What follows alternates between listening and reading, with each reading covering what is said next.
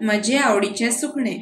आमच्या दिसपट्टे जिणेंत आमकां तरांतरांची सुकणीं पळोवंक मेळटात।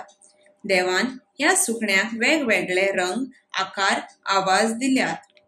सकाळी फुडें जायतीं सुकणीं आपल्या गोड आवाजान गायतात आनी आपल्या रोजनाराक दिन वाजतात। सगळ्या भितर म्हजे आवडीचे सुकणे म्हणल्यार कीर।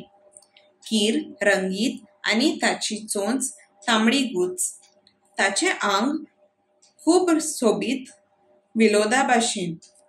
ताका मिरसांगो, पेरां, बियो, टमाटां आनी हेर फळां खूब आवडटा।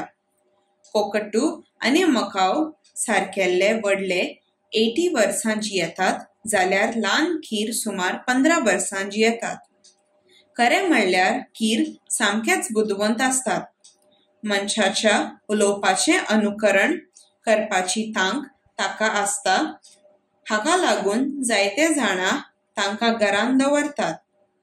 एक दीस म्हज्या शेजाऱ्यान झाडाक पांख लावन दवरलो आनी एक कीर ताचेर बसलो। ताका ताणें धरलो आनी पांजऱ्यांत घालो।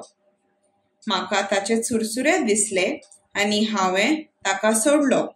कीर भुर्र करून उडून गेलो आनी झाडार बसलो।